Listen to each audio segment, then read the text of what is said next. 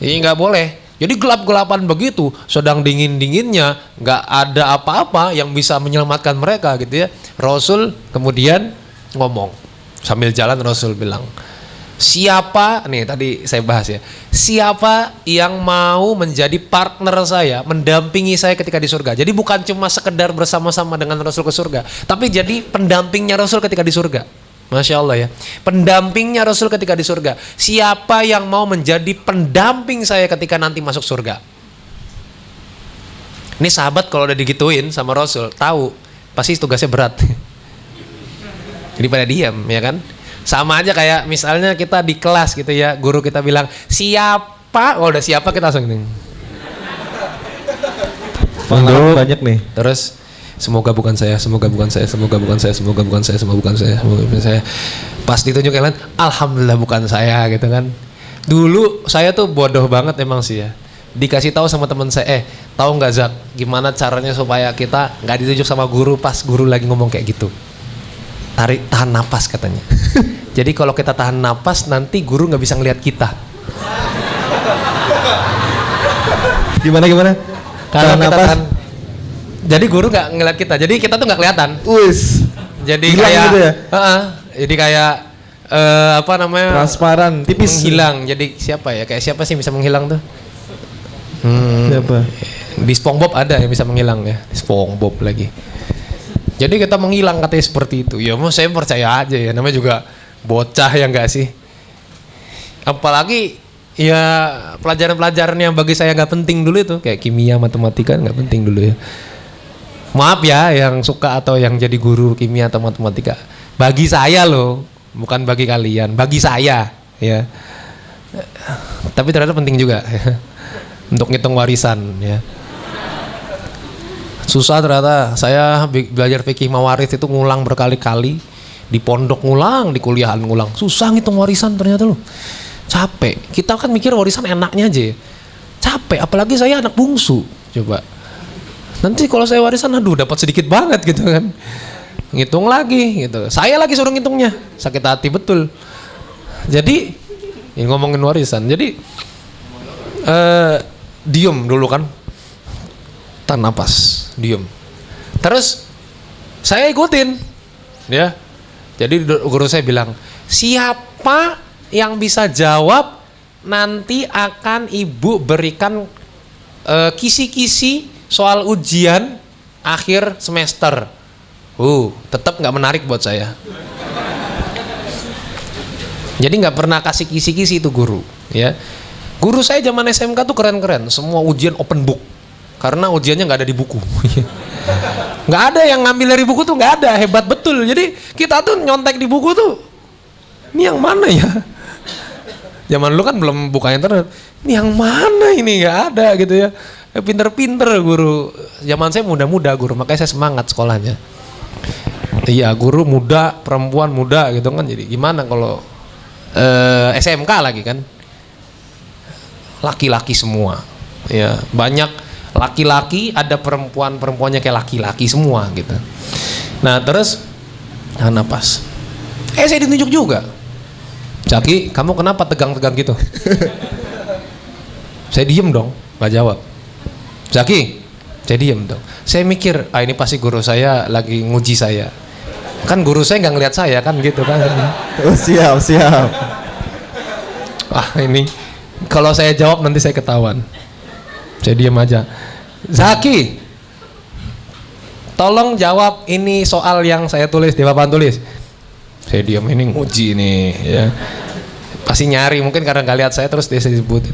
Zaki, jewer saya. Aduh, saya bilang parah. Itu masih tahan napas dia. Masih lah. Setelah di jewer saya nggak tahan napas gitu. Ternyata saya saya marahin teman saya tuh. Gimana sih, ternyata enggak. Ya nggak tahu sih, selama ini sih aku coba kayak gitu bisa. Ya nggak pernah ditunjuk. Ya iyalah, mukamu tuh nggak menarik buat guru-guru gitu loh. Jadi guru juga malas nunjuk kamu gitu, udah ngeselin, udah pasti nggak bisa lagi gitu kan. Ternyata kalau tahan napas jadi kagak bunsin kayaknya. Kalau saya kalau tahan napas dan semuanya muka saya semua gitu. Jadi guru nggak pakai lihat muka saya muncul gitu kan. Nah, terus kembali ke ceritanya Hudzaifah. Jadi Hudzaifah, ketika Rasul bilang siapa yang mau jadi partner saya, mendampingi saya ketika masuk surga nanti, diam semua. Tahan napas. Tahan napas. Karena kalau napas ada asapnya kan, nanti kelihatan. Rasul tuh mau bolak-balik mondar-mandir. Tanya.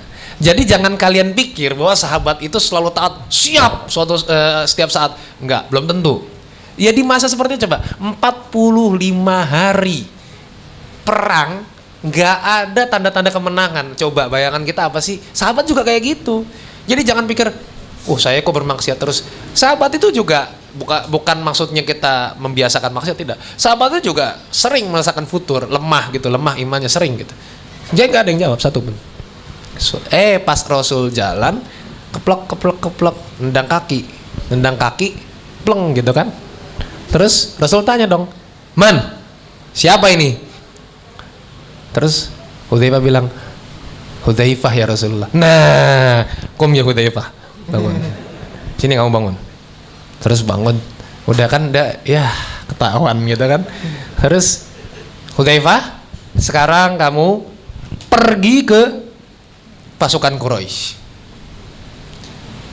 Jangan buat apapun, jangan buat onar, nggak usah ngomong apa-apa. Kalau ada kesempatan bunuh orang, jangan bunuh. Pokoknya datang ke sana, cari informasi sebanyak-banyaknya dari sana, pulang ke sini. Siap, ya. Tapi siapnya juga siap dan malas gitu. Ya, siap. Betul. Akhirnya jalan. Tapi kan itu dingin sekali. Kata Hudzaifah, ketika saya melakukan perintah Rasul itu, saya seakan-akan berada dalam sebuah ruangan yang hangat. Jadi dia itu tiba-tiba hangat, badannya tidak kedinginan. Jadi jalan aja biasa. Jalan melewati parit, kemudian sampailah kemudian di pasukannya Quraisy.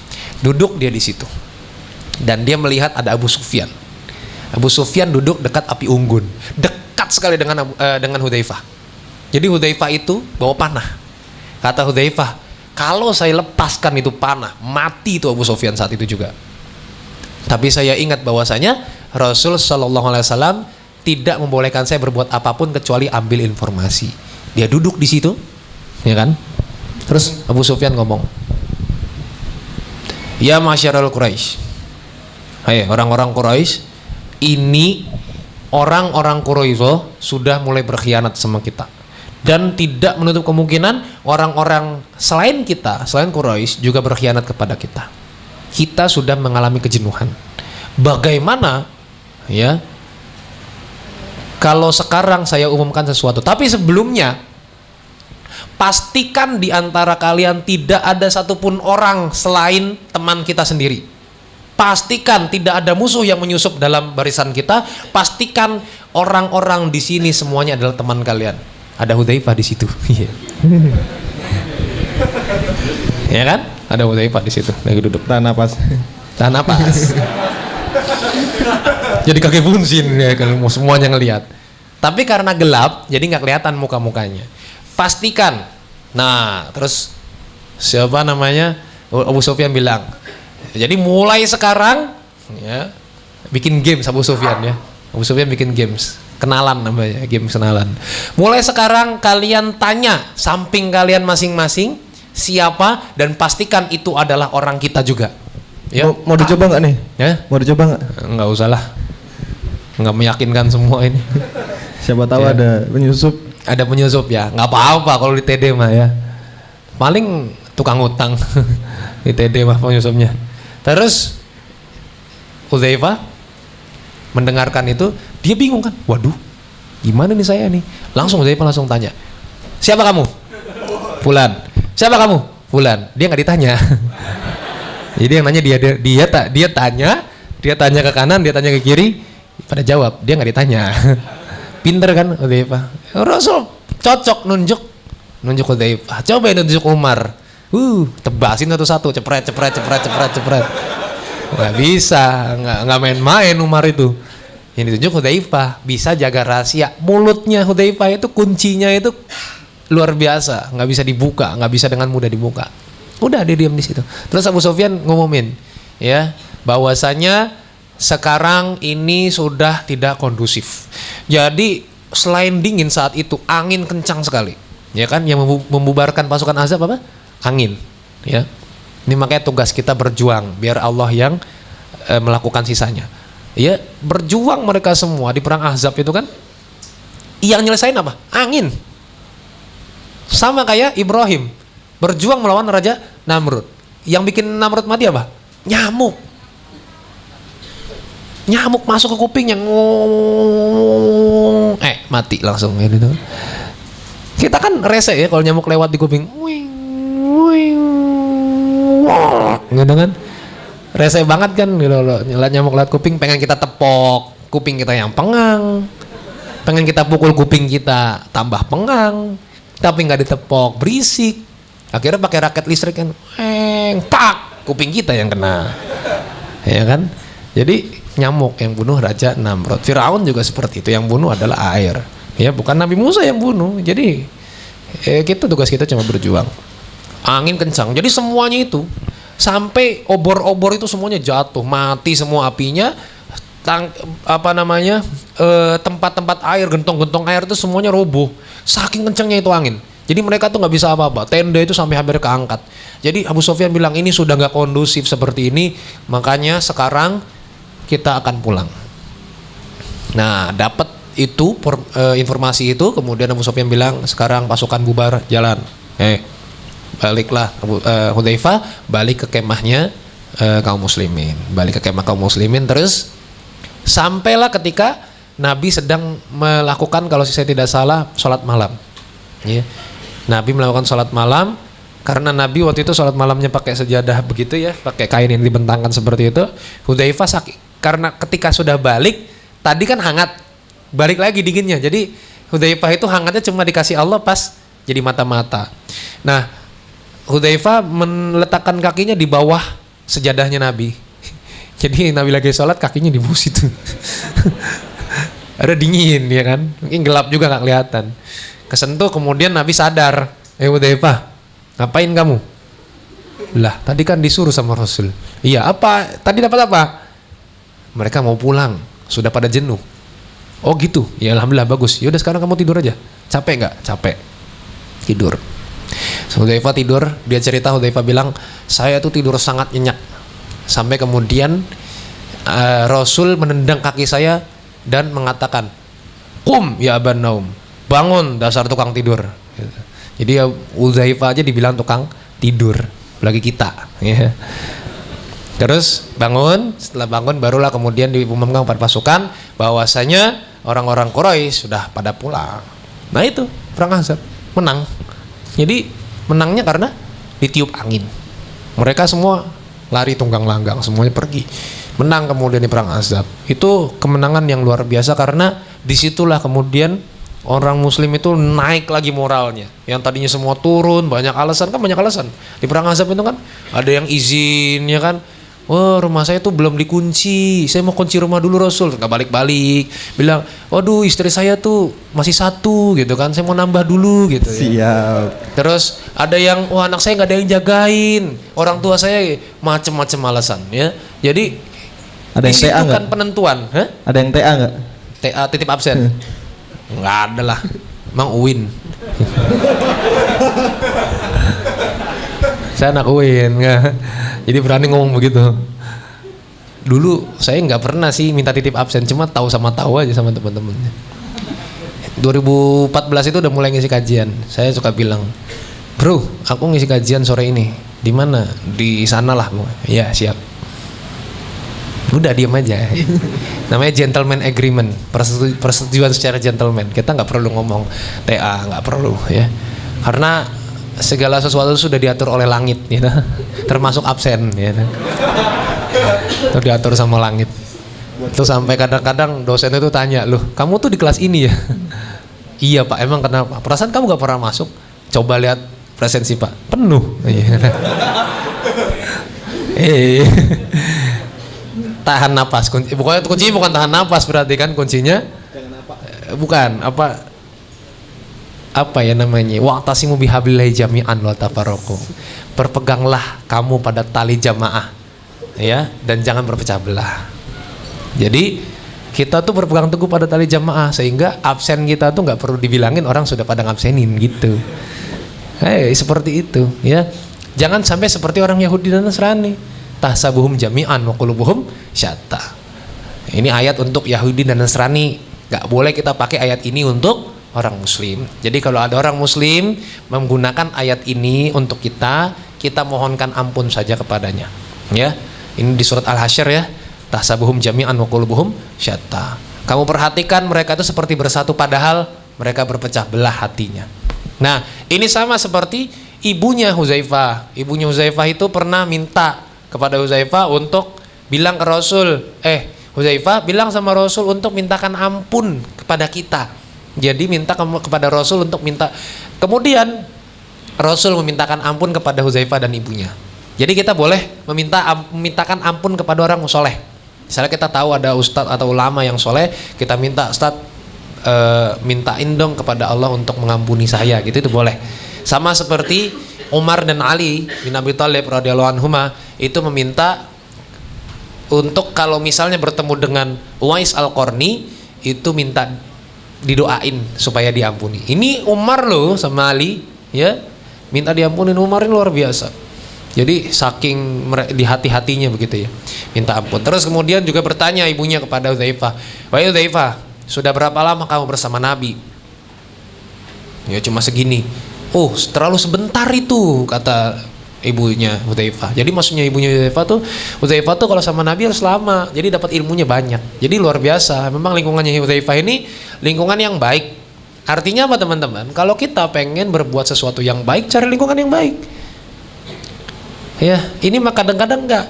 Ustadz saya tuh pengen hafal Quran, tapi teman-teman saya tuh suka ngeledekin saya. Ya jangan di situlah, cari teman yang lain gitu loh. Artinya ya kita tidak bisa berbuat baik kalau lingkungan kita nggak baik. Jangan jumawa kemudian kita sumbar mengatakan bahwa saya bisa mempengaruhi lingkungan. Jangan seperti itu. Karena bahkan sahabat pun juga mencari lingkungan yang baik. Hudzaifah ini bapaknya baik, ibunya baik, ya saudara-saudaranya baik. Maka dia terbiasa untuk tidak berghibah gitu loh. Tapi kalau misalnya memang keluarga kita suka gibah gitu kan, tontonannya juga tontonan yang mengajak kita untuk gibah, ya, gosip, terus apalagi ngeprank ojol, ya udah itu mah. Kayak gitu mau selamat dari gibah gimana? Nggak bisa lah, ya. Jadi tontonannya juga nggak menyelamatkan kita, pergaulan juga nggak menyelamatkan kita. Oh iya siap. Nanti sudah berapa edisi tidak ada pertanyaan? Ya. Jadi sekali waktu mungkin harus ada pertanyaan. Itu perang Khandaq atau perang Ahzab. Dan keutamaan yang lain tadi ibunya Hudzaifah. Bapaknya juga sudah diceritakan ya, ibunya sudah saya ceritakan.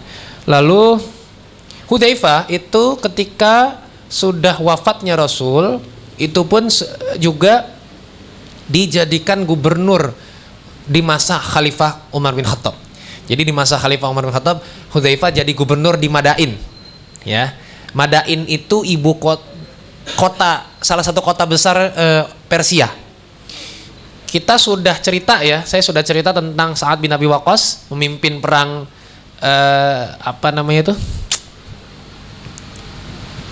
Qadisiyah, ya, mengalahkan Persia. Nah, Hudzaifah itu ikut di situ mengalahkan Persia dan kota-kotanya sudah dikuasai oleh Muslim. Nah, Hudzaifah menjadi salah satu gubernurnya. Hudzaifah jadi gubernur di Madain. Jadi Hudzaifah itu ketika berangkat, ya kan? Ketika berangkat Hudzaifah itu bawa tas makanan sendiri dan bawa keledai sendiri. Dia jalan naik keledai sampai ke Madain dari Madinah. Jauhnya seperti apa saya juga tidak tahu. Yang jelas jauh sekali itu. Sampai di Madain disambutlah oleh orang-orang, kemudian orang-orang itu bertanya, "Wahai Hudzaifah, mau disediakan apa? Mau makan apa? Mau tinggal di mana?" Kata Hudzaifah, "Kalian cukup sediakan kepada saya makanan buat saya dan makanan buat keledai saya. Selebihnya biar saya cari sendiri. Saya bisa tinggal di masjid, gak masalah." Zaman sekarang gubernur sholat di masjid itu viral, ya kan? Gubernur tidur di masjid, i'tikaf di masjid viral. Zaman dulu enggak. Mereka itu ya enggak cari rumah dinas, enggak, tidur di masjid. Hudzaifah itu. Walaupun tidak ada keharaman untuk menggunakan fasilitas kita sebagai pejabat negara, tidak ada ya. Saya tidak mengatakan itu haram, tidak. Boleh kita pakai, ya, mobil dinas, rumah dinas dan lain sebagainya, tunjangan itu boleh kita pakai. Selama kita amanah, selama kita berusaha untuk amanah itu boleh, halal itu, nggak haram. Tapi Hudzaifah tidak menggunakan itu, ya. Ketika selesai masa jabatannya, pulang dia. Ketika pulang sudah mendekati Madinah, Umar itu ngumpet. Umar itu bersembunyi di sebuah rumah atau di sebuah gedung di Madinah itu untuk mengintip Hudzaifah. Jadi dilihat Hudzaifah ini ketika berangkat dengan pulang sama apa enggak. Ternyata ketika Hudzaifah pulang masih dengan menggunakan tas yang sama dan keledai yang sama. Kendaraan tidak ganti, tas tidak ganti. Ya. Kalau kita kan dari SMA ke kuliah ganti tas. Dari semester 1 ke semester 2 ganti tas. Semester 2 ke semester 3 ganti tas. Semester 3 ke semester 4 ganti tas. Terus sepatu ganti, motor ganti. Ya. Sultan mah bebas. Sultan di sini di keraton loh ya. Ya. Ya bebas juga sih ya. Ganti. Kita tuh ya nggak masalah juga. Cuma yang jelas Hudzaifah itu menghindari hal-hal yang mudorot. Langsung Umar itu melihat seperti itu, Umar memeluk Hudzaifah dan kemudian berkata kepada Hudzaifah, engkau adalah saudaraku di jalan Allah. Karena Hudzaifah itu amanah, tidak menyalahgunakan wewenang, tidak menyalahgunakan jabatan. Lalu kejadian yang lain adalah ketika ketika di Madain, ya, ketika Hudzaifah sudah turun dari gubernur, ternyata di Madain orang-orang Arab, orang Madinah dan Makkah itu kena yang nggak tahu sebabnya apa. Jadi mereka kena penyakit terus jadi lemes, jadi mager gitu. Udah diam aja jadi mager, nggak mau ngapa-ngapain males, cuma lemes gitu kan. Terus pokoknya diajak ngomong juga hei gitu. Kayak anak sini lah pokoknya gitu kan. Terus jangan-jangan kena wabah ya kalian ya. Terus karena lemes seperti itu dilaporkan kepada Umar, ya. Umar bilang, utus Hudzaifah ke sana. Hudzaifah balik ke Madain. Ini Hudzaifah ini orang cerdas. Jadi semua percaya sama Hudzaifah. Ya, seperti tadi, kecerdasan Hudzaifah adalah dia bertanya keburukan. Ketika sahabat yang lain bertanya kebaikan, dia bertanya keburukan supaya tidak terjerumus pada keburukan tersebut. Luar biasa. Jadi ensiklopedi keburukan ada pada Hudzaifah. Ensiklopedi orang munafik juga ada pada Hudzaifah. Nah, Hudzaifah kemudian diutus ke sana. Dicari oleh Hudzaifah. Hudzaifah keliling dekat-dekat Madain itu kota-kota, tempat-tempat yang kira-kira bisa jadi tempat tinggal. Akhirnya Hudzaifah menemukan tempat di suatu tempat itu ada padang pasir dan ada pohon-pohonnya, ya, sedikit. Kemudian Hudzaifah bilang kepada seluruh penduduk Madain yang kena penyakit, kena wabah itu untuk pindah ke sana. Ya, kata Hudzaifah, di sini tempat tinggal yang baru buat kalian. Nah, tempat tinggal itu kemudian menjadi sebuah kota yang besar sampai sekarang, namanya kota Kufah. Siapa pendirinya? Hudzaifah. Ya, berarti pendiri kota Kufah itu Hudzaifah ibnul Yaman. Ya. Keren ya. Jadi ada kota sampai sekarang pendirinya adalah sahabat Nabi. Ya, mungkin kalau kita ya nggak mungkin juga Cilacap. Yang diriin siapa? Hudzaifah. Nggak mungkin Cilacap didirikan Hudzaifah ya. Pasti mendirikan orang Indonesia juga gitu. Jadi itu kota Kufah. Setelah pindah ke kota Kufah, orang-orang Arab yang tadinya lemes segala macam itu sembuh. Ini menunjukkan bahwa kita itu akan menyesuaikan diri. Ketika tidak sesuai kita dengan suatu tempat, tubuh kita akan memberikan kode. Tuh, jadi yang sok-sok ke barat-baratan gak usah banyak gaya deh, ya. Udah Jawa aja, udah nggak usah sok-sok Eropa, Birmingham, Manchester, nggak usah sok-sokan, ya. Sampai sana pilek, mules, aduh, penyakit Indonesia dibawa-bawa, kudis, gatal-gatal, panu, ya. Kita tuh kena nyamuk aja bentol, gitu kan.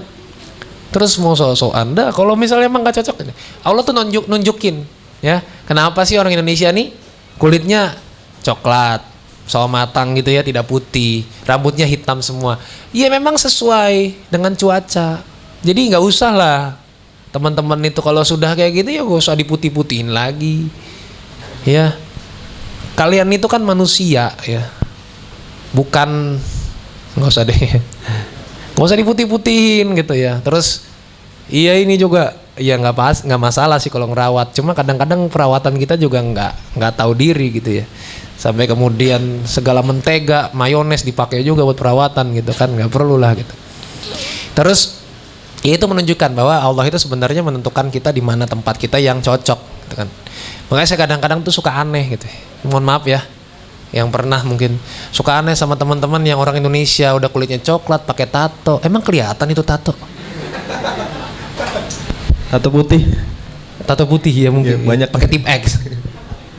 Ya kan kalau orang barat kulitnya putih ya. Pakai tato itu kan keren ya, kelihatan gitu kan, tato naga. Ini orang Indonesia pakai tato kan dikira daki. Tuh tato tuh. Di sini lagi tato. Daki wajan ya. Tato di sini ganteng juga. Astagfirullah, nggak boleh. Terus pakai tindik di sini deh. Hidung sudah 2 lubangnya, ngapain sih tambahin lagi? Emang kalau pilek ada cadangan mungkin ya. Ya kita udah cocok dengan kondisi kita sendiri, nggak usah lah kita ikut-ikut gitu. Itu Kufah. Kemudian terakhir ada di Perang Nahawan. Hudzaifah sempat menjadi panglima perang di Perang Nahawan. Perang Nahawan ini besar, ya, ratusan ribu pasukannya di tubuh musuh. Musuh itu orang Majusi, ya, sisa-sisa orang Persia. Jadi Perang Nahawan. Jadi Hudzaifah ini juga sebelum itu oh iya, ada kondisi di mana Hudzaifah itu juga yang saya lupa nih, menginisiasi Mus'ab Utsmani ya kalau saya nggak salah ya. Ya Perang Nahawan dulu deh, yang beneran. Pokoknya Perang Nahawan ini perang yang besar. Dikirimkan surat oleh Umar bin Khattab kepada orang-orang di sana untuk ekspansi. Ya, ekspansi di masa Umar kan luar biasa. Ekspansi di Perang Nahawan ini dikasih surat, kemudian Umar mengangkat seorang sahabat namanya Nu'man bin Muqarrin. Nu'man bin Muqarrin ini seorang sahabat yang diangkat sebagai jenderal atau panglima perang di Perang Nahawan itu. Terus kemudian Umar berpesan, ya, kalau misalnya Nu'man itu meninggal, nanti akan digantikan oleh Hudzaifah. Ya tentu saja kita sudah tahu kalau Nabi atau sahabat yang ngomong begitu udah pasti itu beneran meninggal gitu ya. Kalau misalnya Nu'man meninggal, nanti akan digantikan oleh Hudzaifah. Akhirnya kemudian Hudzaifah yang menggantikan, ya, ketika itu Hudzaifah berhasil memimpin pasukan untuk memenangkan peperangan di Perang Nahawan. Nah di masa ini juga ya, Hudzaifah berhasil juga salah satunya punya kontribusi yang besar untuk menyatukan daerah-daerah yang di bagian Rusia sekarang. Jadi daerah-daerah di bagian Rusia itu yang dekat-dekat dengan Timur Tengah itu juga berhasil untuk diislamkan. Ya termasuk Nahawan itu kalau saya nggak salah juga di Asia Tengah. Nah itu seperti itu teman-teman sekalian, rahmati Allah Subhanahu Wa Taala. Ada beberapa hikmah yang perlu kita ambil dari sosok Hudzaifah ibnul Yaman radhiyallahu an. Ya tentu saja sebagaimana tadi saya katakan, kenapa sih saya kok loncat jauh banget bahas sahabat? Ya sebenarnya mut-mutan aja sih, pengen bahas yang mana gitu ya. Nah Hudzaifah ini relevan banget di zaman kita, ya, pandai menjaga mulut.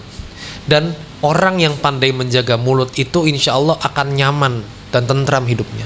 Kenapa? Karena kebanyakan keributan itu dari mulut. Keributan itu kebanyakan dari lisan, ya. Prasangka itu timbul dari lisan. Sekarang tambah WhatsApp, ya. Jadi tambah medsos. Jadi Hudzaifah itu orang yang pandai seperti itu. Karena apa?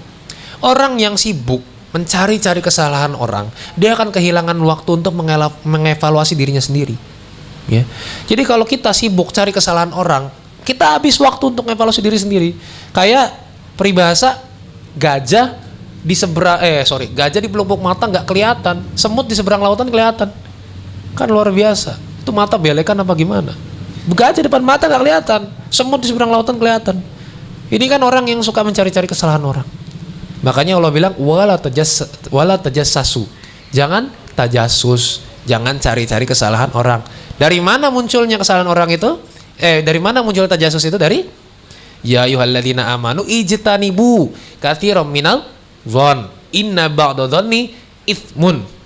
Ya, wahai orang-orang yang beriman, jauhilah ya kebanyakan dari kalian prasangka. Karena prasangka itu kebanyakan menimbulkan dosa. Dan prasangka itu teman-teman sekalian bukan cuma suuzon, husnuzon tuh bisa bikin dosa juga. Segala prasangka yang muncul dari lisan, yang muncul kemudian lewat lisan itu bisa jadi dosa. Ya, makanya kalau misalnya teman-teman husnuzon itu nggak usah diomong-omongin. Saya mah husnuzon, dia nggak begitu. Cuma ya gimana ya? Saya misalnya Mbak A melihat Mas Afif, jalan sama cewek. Tapi masa sih dia kan anak TD, masa pacaran? Apa jangan-jangan TD sekarang sudah bergeser manhajnya? Tapi enggak lah. Paling itu tantenya, mungkin tantenya masih muda. Ini brownies, berondong manis. Terus brownies itu ada di ayat Quran. Wildanum mukhalladun. Iya, wildanum mukhalladun. Berondong manis. Enggak, itu artinya pemuda yang abadi. Nah, terus nggak mungkin lah dia pacaran. Saya husnuzon. Udah nih, husnuzon kan? Udah, cukup kalau husnuzon itu cukup. Malah cerita. Mbak A cerita ke Mbak B. Kamu tahu Afif nggak? Tahu, anak TD. Ih, ganteng banget tahu dia gitu. Jijik. Terus kenapa? Kemarin dia jalan sama cewek, mesra banget. Cuma aku sih husnuzon itu bukan pacar. Masa dia pacaran sama anak TD? Nggak mungkin. Iya, nggak mungkin tahu. Tapi mesra banget. Oh gitu. Tapi aku husnuzon kan? A ke B masih aman. Tapi kan itu cerita pasti nyebar. Nggak mungkin. Yang namanya cerita itu kayak kayak air sungai, dia akan mengalir terus, dan ngalirnya itu semakin gede. Ya, semakin tidak sesuai dengan kenyataan. Mbak B cerita dong ke Mbak C. Mbak B bilang, kamu tahu Afif nggak? Tahu, anak TD kan? Iya. Kemarin sih si A itu ngelihat Afif sama cewek. Katanya sih bukan pacarnya. Ya menurutku ya namanya manusia, ya nggak sih? Kan bisa aja, manusia kan bisa aja melakukan kesalahan ya. Ya mungkin dia lagi, ya mungkin itu mantannya, mungkin ya. B kepada C, ya kan? Oh gitu kata C. Tapi masa iya sih? Ya nggak tahu ya. Cuma kata A sih yang ngelihat, aku sih nggak ngelihat. Iki yo jarene, KB yang jarene toh. Ya. Terus ya pokoknya itu cuma ngelihat dari kata Mbak A. Oh gitu, ya udah. B kepada C, C kepada D. Apa dia bilang? Kamu kenal Afif nggak? Kenal. Pacaran.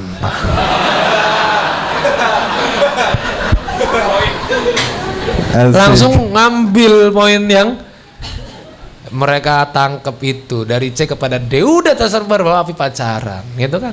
Jadi dari mana tuh? Husnuzon. Jadi jangan kalian kira bahwa husnuzon itu bisa aman. Enggak. Inna ba'dodhonni ithmun. Kebanyakan dari prasangka bisa timbul dosa. Kenapa? Allah lanjutin, wala tajassasu, itu dari prasangka suka nyari-nyari kesalahan orang. Pasti.